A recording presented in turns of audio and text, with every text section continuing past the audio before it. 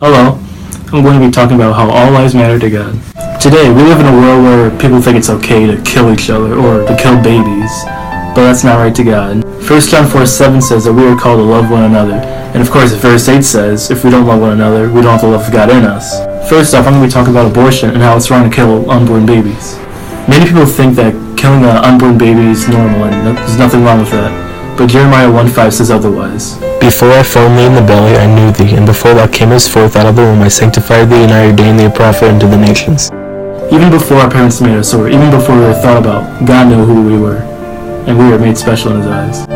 If one were to read the Bible, it's clear that God made us for His pleasure, and we ought to give Him honor and glory for that. When you take the life of an unborn baby, you take away the potential chance of somebody else getting saved. Also, the unborn baby could be the next preacher, or missionary, or famous evangelist. Psalm 127:3 says, Lo, children are an heritage of the Lord, and the fruit of the womb is His reward. As the old song says, God loves the little children.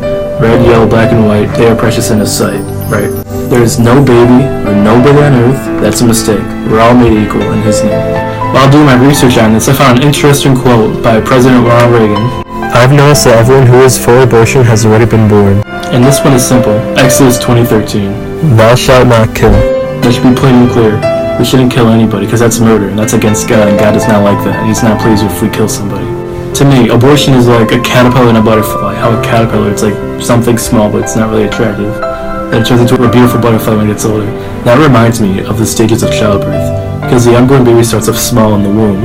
Then after time and months, it grows up and becomes eventually a baby when it comes out. Also, Genesis 1:20 tells married couples to be fruitful and multiply. That's what God intended for them. I recorded 4 people to give statistics on abortion. In 2013, unmarried women accounted for 85.2% of all abortions in America. In 2005, 1.21 million abortions were performed, down from 1.31 million in 2000. More than 45 million legal abortions were performed from 1973 to 2005. About 50% of U.S. women obtain an abortion when they're younger than 25 years of age.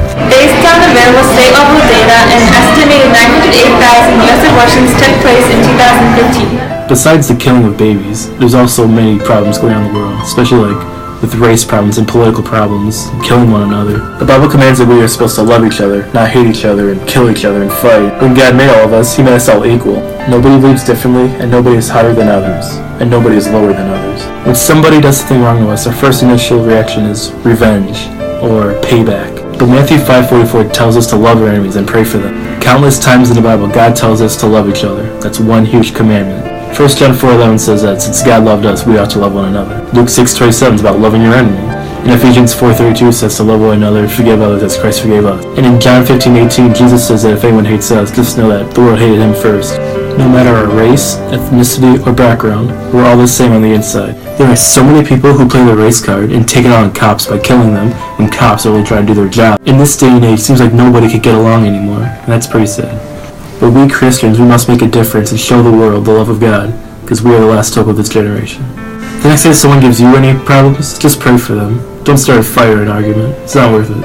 When I say everyone's life matters, I mean babies, blacks, whites, homosexuality people. 2 Chronicles 7:14 fits perfectly with this, and it says, If my people which are called by my name shall humble themselves and pray and seek my face and turn from their wicked ways, then will I hear from heaven and will forgive their sins and will heal their land. Well, I'm going to close the video here. Thank you for watching, and remember, everyone's life matters.